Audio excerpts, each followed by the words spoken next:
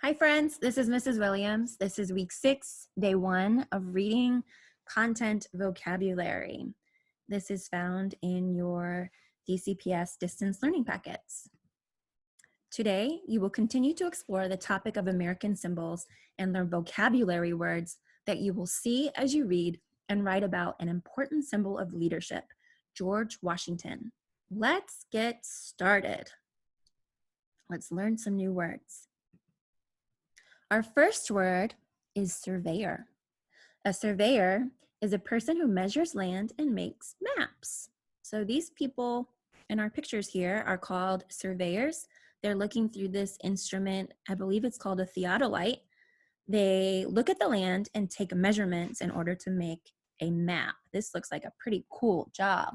What do you think? In our text that we're going to be reading, George Washington became a surveyor when he was only 16 years old.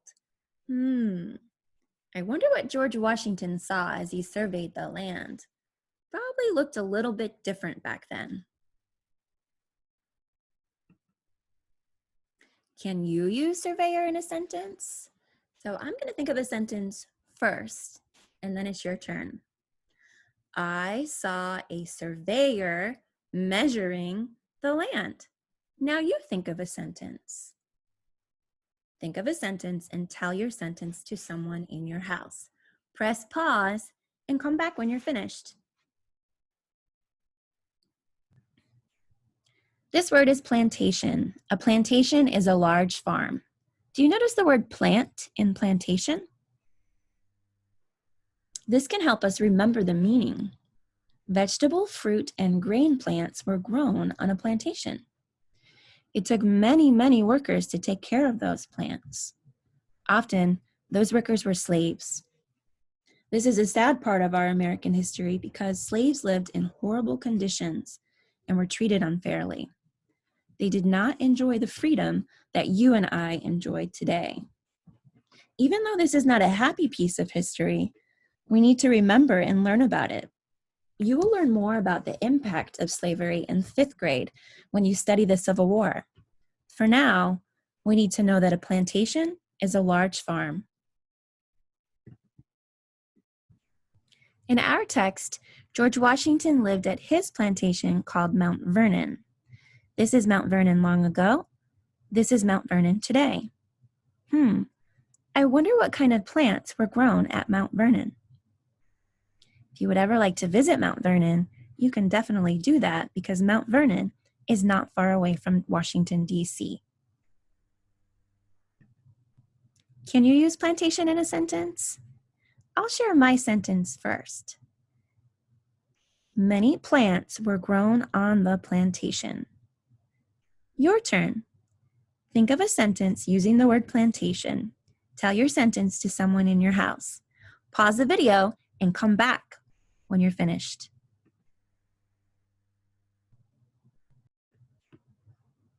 This word is capital. The capital is a city where a state's or country's government is based. Washington, D.C. is the capital of the United States. Wow, this is so cool. We live in the capital. Washington, D.C. is the capital of the United States. Here's a map of the United States, and this shows our city, Washington, D.C., the capital. Here's our Capitol building. This map shows the capitals of all the states in the U.S. Here's a picture of some of the landmarks from our city, Washington, D.C. So cool. In our text, George Washington helped to plan the Capitol, Washington, D.C. I wonder if they named Washington, D.C. after George Washington. Maybe we'll find out. Can you use capital in a sentence?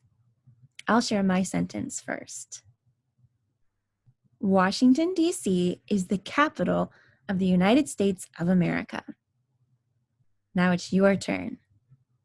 Think of a sentence using the word capital. Tell your sentence to someone in your house. Pause the video and come back when you're finished.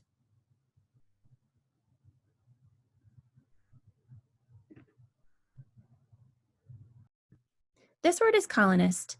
A colonist is a person who settles in a place that is controlled by another country. Long ago, people from England came over to our country to live here and to make a home for themselves or to settle in it. They weren't the first people that came to our country. The first people in our country are Native Americans. They were living here before the colonists came to settle the land. In our text, George Washington was the commander of the army of colonists that fought in a war against the British. Can you use colonist in a sentence? I'll share my sentence first. The colonists came to America in search of a better life. Your turn. Think of a sentence and share it with someone in your house. Press pause and come back when you're finished. This word is elect. Elect means to choose someone as a leader by voting. In our country, the president is chosen through an election. When you turn 18, you'll be able to vote.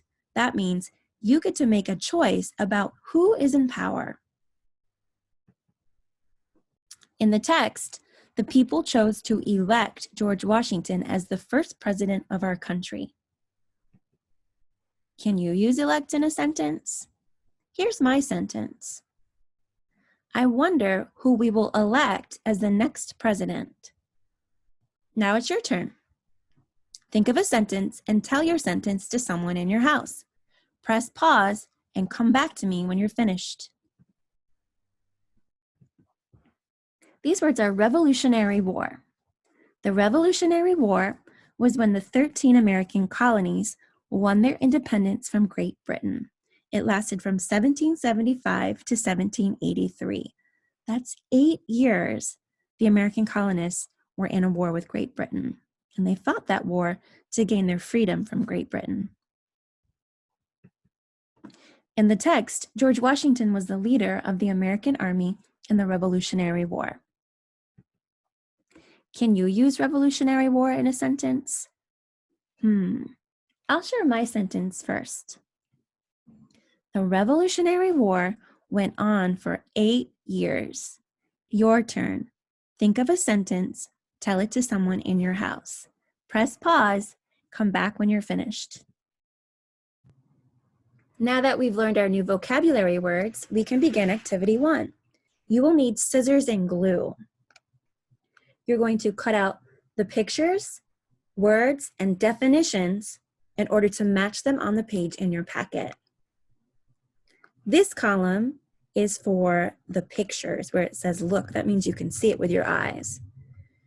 This says read word. This is where you'll put the words by themselves. And here it says define. This is where the definitions go. Press pause. Complete the activity. When you come back, we will check your work. Welcome back. Now it's time to check our work. Does your work match my work? Take a moment to go over your answers. If you got one wrong, go ahead and fix it. Great job. Thanks for doing activity 1 with me. All right, time for activity 2.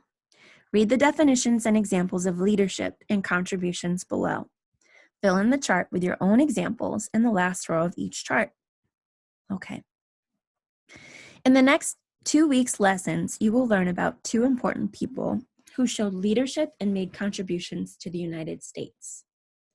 Leadership is when you motivate others to achieve a goal. Here are some examples of leadership roles in your class. Let's look at our chart. I see leadership role, goal, how do you motivate others? Let's find out about that. The tech helper, their goal is keep everyone learning on their devices. How do you motivate others? Ask my friends if they need help. Check devices if there is a problem. All right, let's look at our next example. Door holder. Their goal is make sure no one is left behind. That's pretty important. How do you motivate others? Give my friends reminders to stay in line and come inside. Awesome. Last one, and then we'll do our last blank here together. Sanitizer helper. Their goal is to keep everyone germ-free and healthy. Write how you motivate others. So how would a sanitizer helper motivate others? I know. Squeeze 1 pump of sanitizer on my classmates' hands before lunch. How important during these times. We don't want anyone to get sick. Awesome work. Let's keep moving. Contributions are when you give your time, money, or possessions, things, to achieve a goal. Here are some examples of contributions kids make at school or in the community. All right, let's check it out. I see a picture of kids holding onto a recycling bucket with recycling items in there. It looks like plastic. Let's read the sentence that goes with the picture.